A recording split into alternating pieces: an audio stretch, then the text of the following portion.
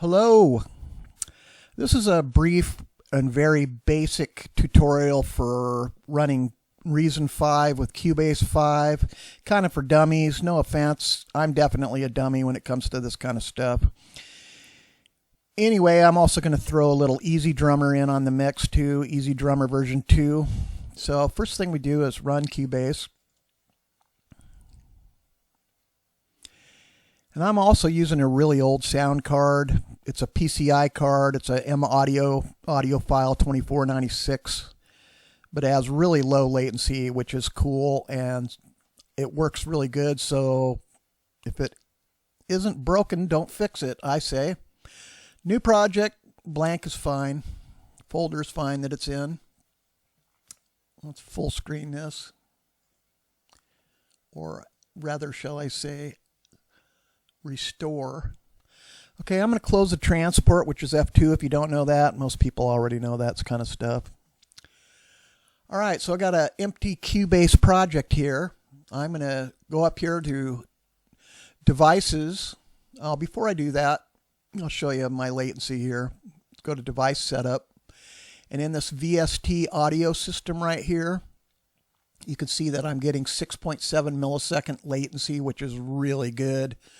I have another computer that has a Focusrite Scarlett Solo Generation 3 in it, and best latency I can get is like 12. Anyway, this is really good latency, and that's important when you're hammering on a keyboard and getting MIDI notes. If it stutters and delays, it's really frustrating. Anyway, that's that. Let's go back up here to devices. I'm going to go Reason Rewire. And when you do that, it opens this other box here. If you just click right there, it'll open up Reason is rewired in stereo like that. And then you can close this box. And then for Reason, we're going to need a MIDI track. I only need one instance of it for now. And I'm just going to go ahead and set my input right now. I have a M Audio Keystation 49 ES, 49 key controller, so I'm going to select that as my input. Basically, I'm ready now for Reason, so I'll launch that now.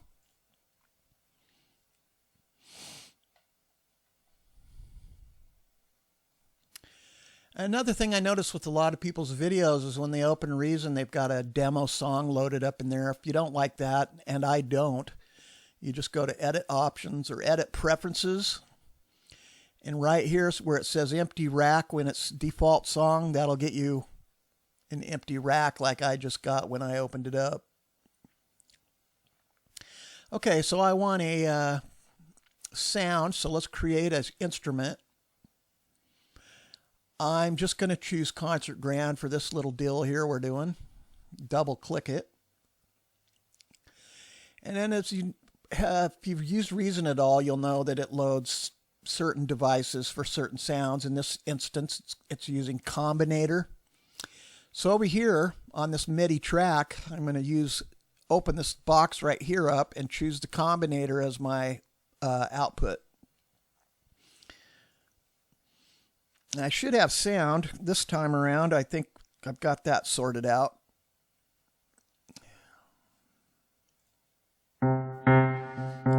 Hopefully you're hearing that. And let's see, let's go ahead and shrink this down.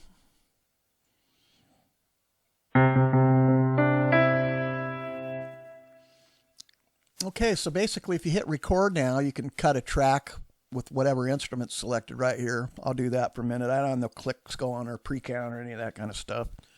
So record.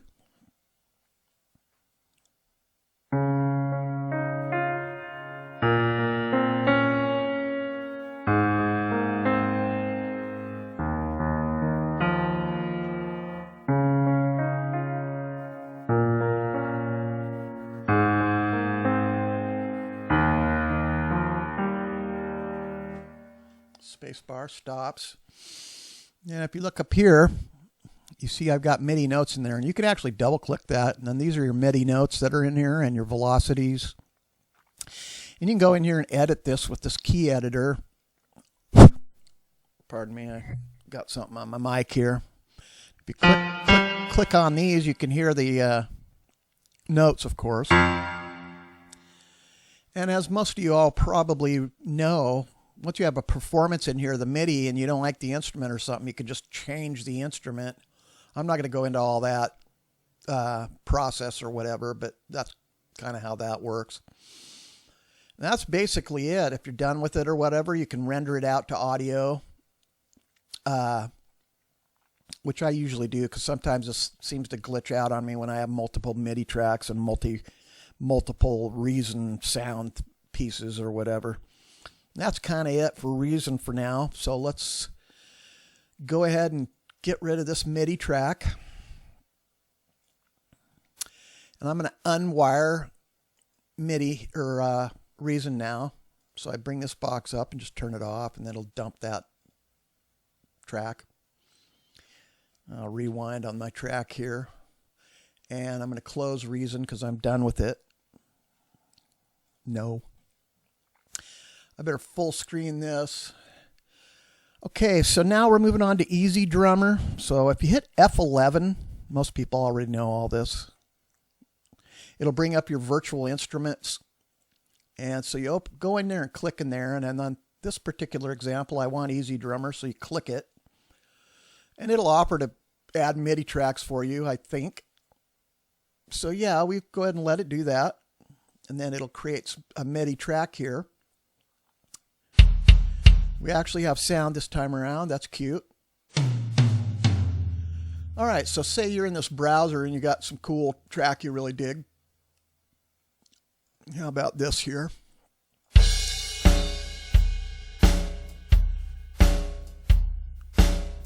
Well, that's slow, huh? Let's go mid beat here. Closed hats, mid shuffle. Okay, that's better. So you can either just click and drag that MIDI onto that MIDI track, or you can drag it down in here and build a whole song in this block thing here, and then highlight all of this in this here block here and drag it over onto that MIDI track if you want. There's a variety of ways of doing it. I'm just going to drag it over to here and let go. And so now we have a MIDI EZDrummer drum beat patch. Bear with me. I'm going to try to see how I can repeat that. You can press down the Alt key and click drag and it'll make a copy. But there's another way where you can make that do that several times. Let's see. Is it in here?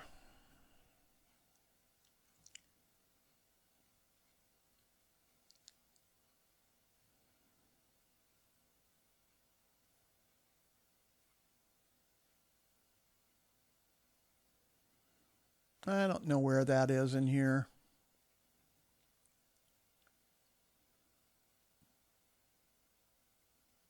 Oh, here it is.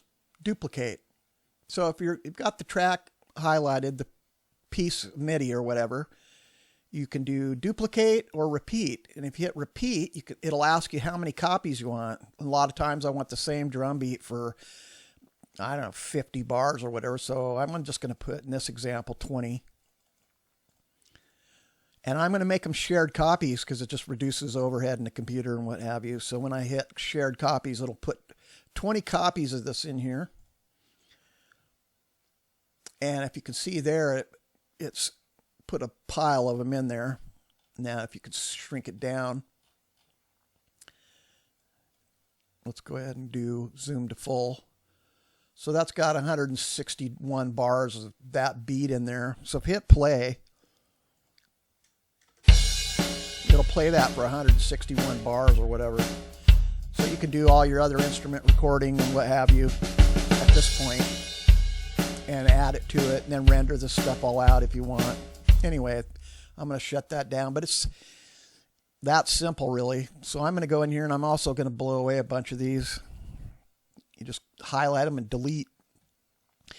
And let's see. So let's get this a little wider here. And you can add different pieces to right on next to each other too. So, okay, so we got that variation 1 right there. So I'm going to go to variation 4 and I'm going to drag it onto the end of that. And so now, if I hit play, you should have a transition from one beat to a different one.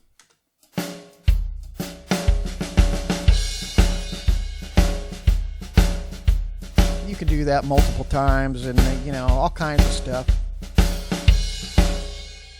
Real cool, real fun. I'll bring the transport back up for a second. Your master tempo control is usually Cubase. So whatever I have in here, fixed tempo here, if you look right here, this particular virtual instrument interface will follow the host. I think you can turn that off, which I just did. So you can build, like I said, you can build all your track right here in MIDI blocks in EZDrummer and then highlight it all, drag the whole thing over there, or drag the pieces you want together over into the MIDI track or whatever you want to do. Real handy. And that's basically it for now. It's, like I said, stripped down, very basic tutorial. I don't know if that's kind of a glorified way of talking about it, but it might be helpful to some, so hope it helps. Adios.